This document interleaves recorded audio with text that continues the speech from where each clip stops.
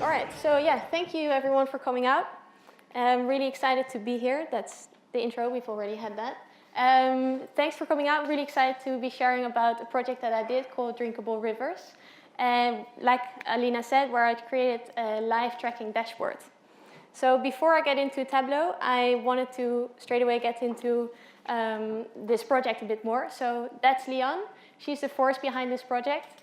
And she was canoeing down a river in Canada a few years back and realized that she could drink from the river, whereas back home in the Netherlands by the Maas, she couldn't. So she decided to walk from source to sea. As you can see, it starts in France, all the way through Belgium to the Netherlands, and engage as many people and businesses as she could to take care for the river.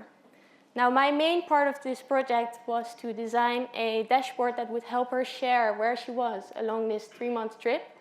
And it basically was this map with some coordinates where you could hover over and get a little bit more insight on those points and highlight those points that were the places where she took water samples from the river to be sent to analyze for water quality.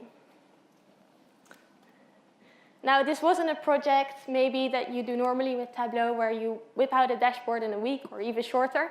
Rather, this was a project that took several months, partially because it was either my own time or some hours that I could use that were still free. And actually kicked off with just having a coffee with her where she told me about this plan. And I instantly thought, maybe I can help with Tableau. So I designed with some data that I created myself, some dummy data, what it could maybe look like for her to understand also what can Tableau do. And so we built upon that and we started testing a few months later. So a few things we tested were, how do we get her coordinates? We decided to go with Google Maps. And what was a good format to bring that into Tableau that we could both access? So we used Google Sheets. Now, we came up with this plan. I hope you can see that. Yes, so on the for you left side, you can see the river Maas that I actually created in Alteryx. Beautiful shapefile that I brought into Tableau, and then we would overlay that with the coordinates that we would get from Google Sheets. And beautifully, we thought we could then automatically refresh this every day as she would add these points, automatically without me having to do anything anymore, using a refresh schedule in Server. That didn't happen, right? Nothing goes well straight away. So what happened was we wanted to embed this dashboard as you saw on her website. Now, using Tableau Server means that actually it's prompts you with a login.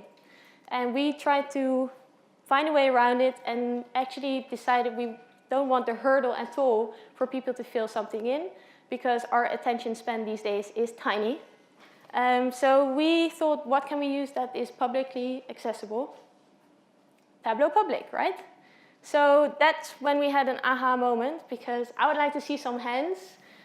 Who knew that you can automatically sync your data with Google Sheets? Okay, a few, that's good. But a lot haven't. So this was my major learning point. Actually, when you update your data or upload your workbook to Tableau Public, you get this option that asks you if you want to automatically sync it with Google Sheets. That was perfect, of course. So we thought, great, that's it. Now, unfortunately, I didn't get that option anymore when I combined my Google Sheets with my shapefile source. So we had to redesign the workbook still. This is in the end, so second tests and trials. And this is in the end what it looked like inside.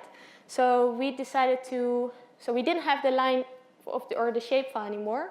So I decided to use a map from Mapbox, which is for free as well, that would really highlight the water from the land and the built land, and actually try to find a window that would really show people where she was, but still see kind of the landscape. So I used a filter, getting the dates from Google Sheets, and voila. So then we published and went live on May 15th, and the monitoring and editing started because we found out a pain point. So she got really successful.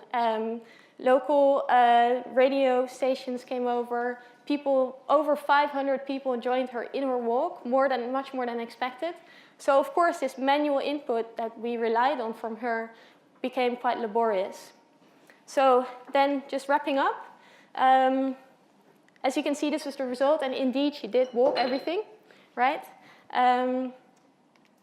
But then moving forward, this major pain point of manual data input was something that we would be looking at, and how to improve even more the functionality and the process. So if you are interested, because maybe rather than what's next, I should say, where next? Because there are plans to go to China and walk along from source to sea the Yangtze River, which is the third biggest river in the world, so this has to improve. If you are interested in this project, please follow the website, or if you have any ideas and want to contribute, do come to me. And I thank you very much for listening.